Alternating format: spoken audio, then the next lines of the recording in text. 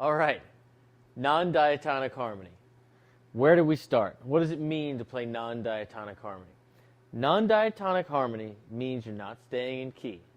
You play different chords, you play different scales, they each have their own feeling, they have their own gist, etc., but you're not staying true to one tonic center.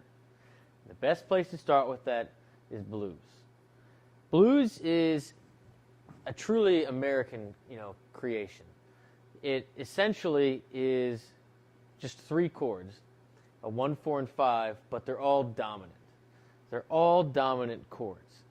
And so, being that our dominant chord is the strongest chord in music, and they all, want to go home, so to speak. They all demand that resolution. Having each one of those chord types as our 1, 4, and 5 really creates a very unique sound. And being that we're also playing a style which has 3 diminished triads in it, so each chord, dominant chord, its upper triad is diminished triad, you get a lot of strange notes, basically, is one way to put it. And you have to pretty much think of hybrid scales to play over them. For example, if we're in G, a regular G blues, a 1, 4, 5 all dominant would be G7 as a 1 chord, a C7 as a 4 chord, and a D7 as a 5 chord. Now you all know this sound. It's a very cool sound, but it's really interesting. Just take a listen to it, how the fact that each chord kind of demands movement, and there never really is that resolution, but yet when you get back to that 1, after you finally go to the 5, you really feel like you've gone somewhere, but at the same time, you're still playing an unresolved, diminished triad, that tritone. Check it out,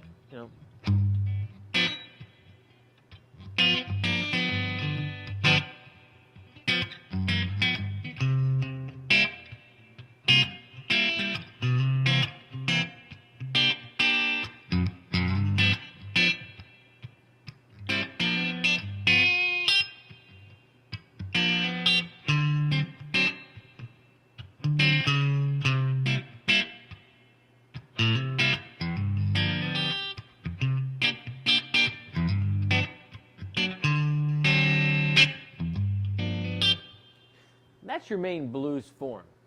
You play the 1, 4, 5, and they have 2 different kind of styles. You have your quick change and your slow change, and that just is how long do you stay on the 1 chord and how long do you stay on the 4 chord. We'll get into more of that later, but the sound of it, the sound of the blues, is, it's really cool. It's really unique. It's really an American thing, and it's non-diatonic, but it sounds great, right? That's the first key. That's the first lesson. Non-diatonic music, the first thing you think of, if you say, oh, you're playing out of key, you're not playing in that key, like it sounds bad. But if you do it in a certain way, and you do it right, and you know what you're doing, you can get some really cool sounds with non-diatonic music. And blues is a perfect example. It's the most traditional example. And the way it was invented is just these guys in the Mississippi Delta or wherever, found this dominant sound, and they just moved it, They didn't know anything about theory or anything like that, especially in the beginning. They just liked that sound, that major sound, but with the flat 7. Now, the one thing, before we go on to our specific blues scales and shapes, that I want to have you notice, is that because we're playing in 3 different keys, essentially, because G7 is the 5 chord of C, C7 is the 5 chord of F, and D7 is the 5 chord of G, you're really not going to have a scale that has all of the same notes in it. It's not going to happen. So you have to adjust your playing in a very real way for each chord that you play over. You're going to have not just the key center approach, you're going to have chord scale approach, and you're going to have chord tone approach. And you're really going to have to use all 3 of them and figure out your own personal style and taste. Just check this out. So in G7, you have these 2 notes, right? When we go to C7, you have these 2 notes. same cluster. And when you go to D7, that same cluster, so that tritone is 1, 4, 5, 1. Now in no scale are you going to have, you're not going to have all of those. So you're going to have to know what works and what doesn't work for each particular chord that you're playing over in blues forms. And we're going to go over that.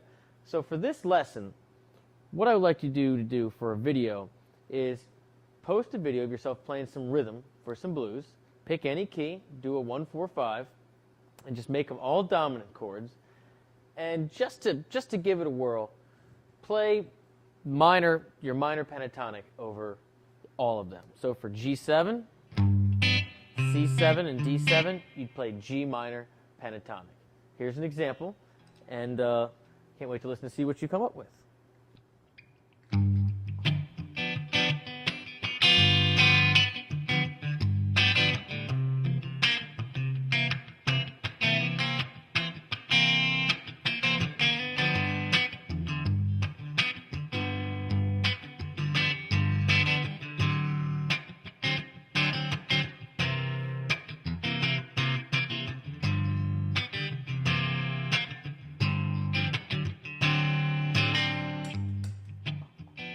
Now we're going to play our G minor pentatonic over it.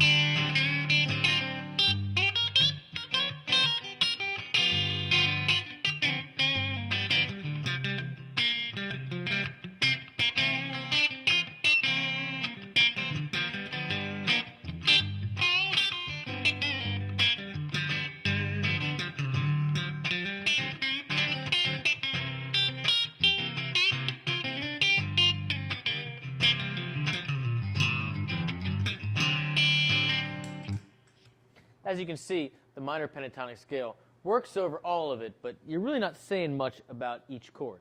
So that's what we're going to jump into next. But post a video, 1, 4, 5, all dominant 7th chords, sew a little bit over it in just a minor pentatonic shape of your tonic. Good luck.